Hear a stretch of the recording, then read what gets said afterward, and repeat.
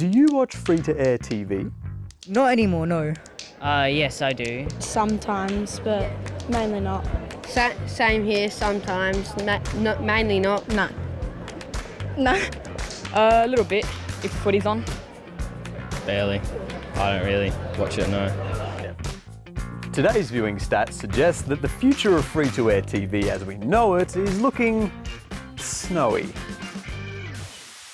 According to new data from OzTam, which is Aussie Media's official audience measurement source, viewership among kids and teens on commercial free-to-air broadcasters has been dramatically falling.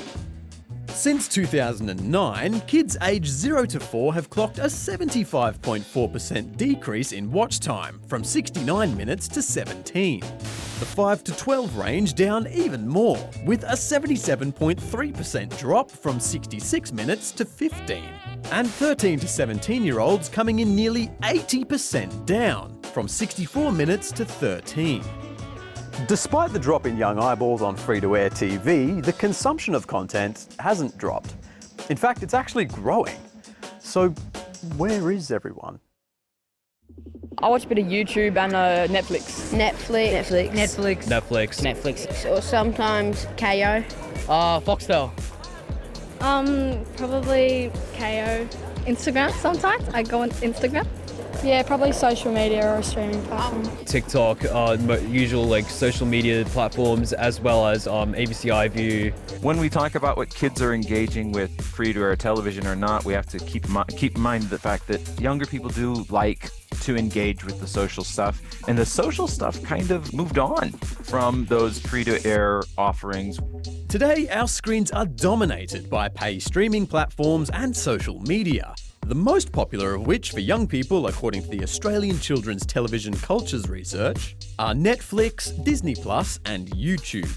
There's more options obviously on streaming, and there's practically no ads on streaming, so it's just easier to watch altogether. It's a lot easier and a lot easier to access.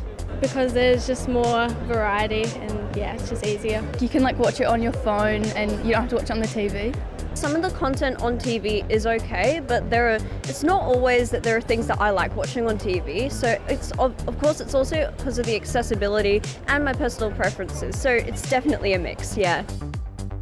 But is this change a problem?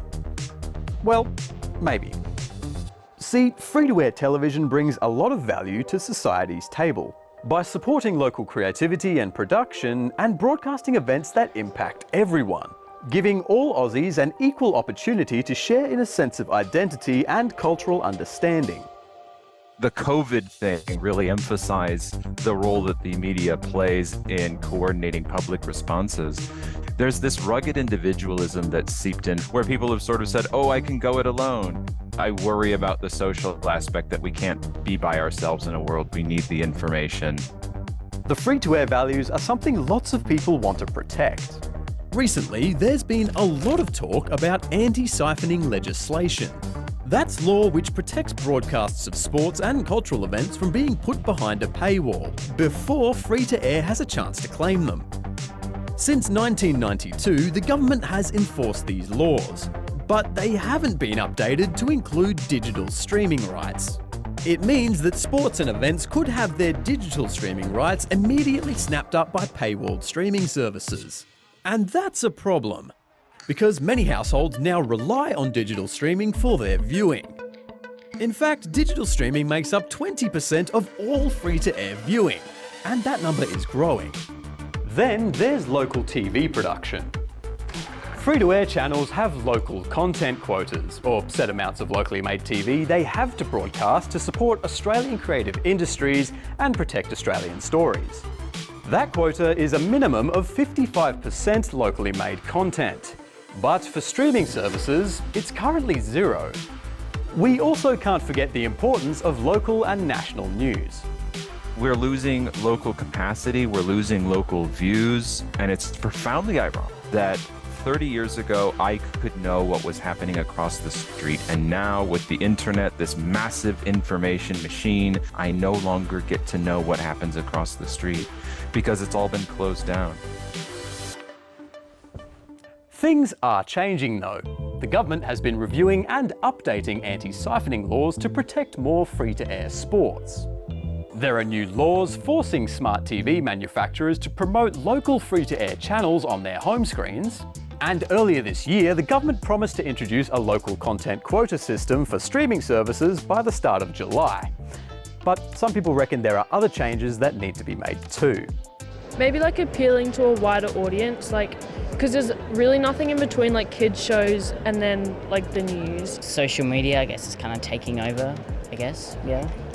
I mean, I think they'll have to join the social media game to become more relevant to the younger generations now. So I think that's the only way to save them right now in this current climate.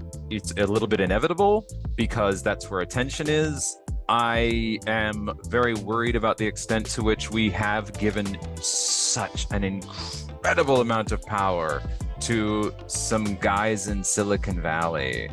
People need multiple sources to get a variety of perspectives, but if we want to maintain the benefits of free-to-air television, we'll need some policy consistency. We'll need to make sure that journalists and media providers and entertainers know that they can be here in Australia, that they can succeed, and that developing their skills and applying their creative talent is going to be worthwhile in the Australian space.